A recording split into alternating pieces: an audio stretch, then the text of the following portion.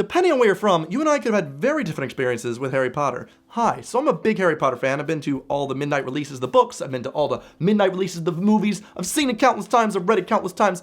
I can actually count it 2 to 3 times. Either way, no matter how many times I revisit the franchise, I always find new things that I didn't notice before. So today, I'm going to share a lot of those with you, especially as not a lot of my friends know any of these because some of them are very specific between the American and British copies. Now, I feel like I have to start off by saying I'm American, and so it's the Sorcerer's Stone for me, okay? That's what I grew up with. I read the Sorcerer's Stone and I saw the Sorcerer's Stone. That was the film for me. A lot of British friends, they will argue with me and say, well, obviously it's supposed to be philosophers. What did they say in the film, Evan? Fun fact, if you didn't know this, in America, the film Harry Potter and the Sorcerer's Stone, they say Sorcerer's Stone. Every single time they filmed it, they had to say philosophers for the Brits and sorcerers for the Americans. So there's 2 different versions of the film. And so we're living in our own bubbles thinking, oh yes, sorcerers, it is sorcerers. Now a lot of British people will say, oh, it's because Americans, they're too dumb. They don't know what a philosopher is. Incorrect, okay, that's not the real reason. Rowling did want to keep it philosopher, but someone over at Scholastic was like, listen, JK, all right? I know you're just kidding here, but American kids, they don't want to read a book about philosophers. Philosophers, bleh, boring, learning, Socrates, you know what I'm saying? Now sorcerer, ooh, magical. Sorcery, that's what the kids are gonna read. And you know what? It worked for me, okay? I picked that book up, I was like, sorcery, that's got me all over it. I don't wanna read a book about Aristotle. I don't give none of that. Nope, not having that. So that's why personally, I still say sorcerers, that's how I grew up, so please forgive me. Please forgive the bones! It is not bonfire night, okay, England? Bonfire night is Sunday. I'm filming this on Saturday. This is unacceptable. The French would say this is not bon. Right? You're fired. Now, you may not have noticed this, but when it comes to wand magic, in the first film, Harry Potter literally did none of it correctly. There is not one instance in the film where he used his wand to perform any spell and it worked. You might think of, oh, Wingardium Leviosa? Well, that was one instance where he did use his wand to do a spell, but it didn't work, right? He was really bad at it. At one point, he literally brought a lantern in to the library.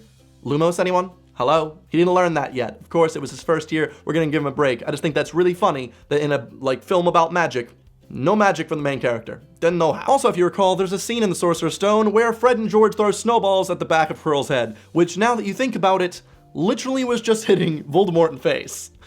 A bit funny. Maybe that's how he lost his nose. Who knows? You'd think with all the witchcraft and wizardry, you could do some magical plastic surgery, get your nose back. I don't know. Now, depending on how big a fan you are, when it comes to Voldemort, you may have noticed that in the films, they do not pronounce the T in his name. They say Voldemort. Now, I somehow, reading the book and also seeing the films, never noticed until one of the last ones where I went, that's weird. They're not pronouncing his name right. As if I am the go-to guy on how to pronounce names, okay? Hermione? Hermione? I actually pronounced it Hermione when I first read it, and thank God for Victor Crumb. But basically, it is a French, derivative. Voldemort's supposed to have the word death in it more, so don't pronounce the T. Either way, I'm still gonna pronounce the T because I'm uncultured. Sorry, I'm an English speaker, okay? We like to pronounce the T's at the end. We're not French. We only make some letters silent, like K's, or N's, or P's. Okay, never mind. Now, I feel like most fans would know that most of the book was written by Rowling in a small cafe in Edinburgh, but some people may not know that there are some characters that were literally names from a nearby graveyard she passed by. Tom Riddle is one of them. You can still find that in Scotland. Visit the graveyard of Voldemort. I guess he's dead now. You know, he's got dead in the name. Now he's dead. Weird. When it comes to any book, localization is always a really important thing. So because the author was British, they had to transcribe a lot of the words and expressions into American English. Why? We just don't have the same expressions. One word that seemed to upset a lot of Americans, myself included, because I didn't really know what it meant, was git. I believe filch was referred to at one point as an old git. Obviously I used context clues and I was like, an annoying man? Maybe. It just means idiot, but a very mild form. It's not really a swear, just British people use. I haven't even heard the word git in England since I moved here. Maybe once or twice to refer to an animal. Just, oh, you move it, you git. Or get on, you git. I don't really know. Another one I find really funny is the password to Dumbledore's office. Something that you think should stay the same. I mean, that's something so small. But he named it after his favorite muggle sweet from England, a sherbet lemon. Guess what? No one in America knows what that is, and if you say sherbet lemon, I'm thinking of a big old tub of sorbet, right? I'm thinking of a delicious lemon-flavored sorbet. So they changed it in America to lemon drop. I know what a lemon drop is. That's a nice little hard sweet. It's not the same, though. I've had sherbet lemons in England, and oh my gosh, also one of my favorite sweets. Delicious. One thing that was not localized between British and American was the floor labeling system. If you're unaware of this, this is something that still angers me to this day. In America, we say the first floor, is the first floor you walk into. The second one would be the one above that, you know, the second floor you go to. In England, the system is a bit different. The first floor you go into is the ground floor, and then the first one is the first one up. So it's basically 0, 1, 2, 3, as opposed to America's 1, 2, 3, 4, 5. And so in the books, anytime it's described the first floor, that actually means, you know, one floor up, whereas in America, we would immediately think of the ground floor. I mean, it's a small thing. You might have not noticed, but there you go. If you can't tell, obviously I side with the American one on this. Now, though most all characters in Harry Potter were completely fictitious, there was one that is a real person, and that person is Nicholas Flamel. The guy that made the Philosopher's Stone in the first place, that's actually a real story. That's what it's based on. I think that's why most people are angry that the Americans call it Sorcerer's Stone, because the Philosopher's Stone is a thing. There's like this old folk story about this guy who's a real person, Nicholas Flamel, who was so good at alchemy, he invented this thing that allowed him to live forever. Hooray! Good job! Let's call it Sorcerer's Stone instead. Yeah. Something you may not have noticed. Do you remember that iconic scene in the Chamber of Secrets with Moaning Myrtle? How she's showing such a wide range of emotions like a very talented actress. That may be because the 16-year-old character was portrayed by a 36-year-old actress. Bet you didn't know that. Wow. If you did, I don't believe you, okay? Just don't. Now, before moving to England, a lot of the stuff described in Harry Potter was this magical fantasy for me. So much of it was this work of art by the genius J.K. Rowling, and only she could have invented such amazing things such as prefects or houses or King's Cross, St. Pancras. But in reality, those are all real.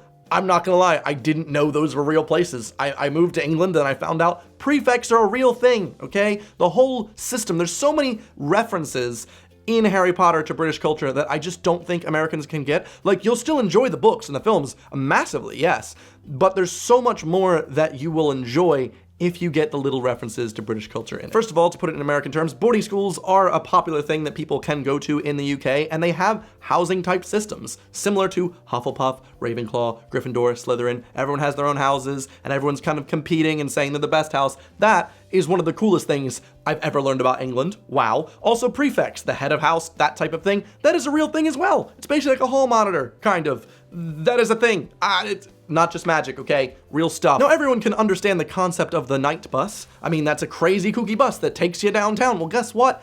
It is, I think, a bit funnier after going on the night bus in England, in London. I mean, you take a night bus trying to get home at night, and it's a horrible experience, okay? It's swerving all over the place. There's a drunk guy that's drooling on your shoulder, and you don't know how to tell him to get off because you're too polite to say anything about it. That is the experience of a night bus. And so when I read it in the book, didn't really mean much. I was like, oh, okay, cool. What a fantastic little story. When I read it after moving to England, it was like, no. Triggered. Now, you might recall that in the Wizarding world, spellotape can be used to fix any objects that might not be able to be fixed by a spell, which, as an American, cool. What a cool thing that she invented. What you don't know, it's a play on words, okay? In America, we call adhesive tape Scotch tape. In England, they call it cellotape. Cellotape, spellotape. She's making a pun. She's doing the pun. I didn't even get it.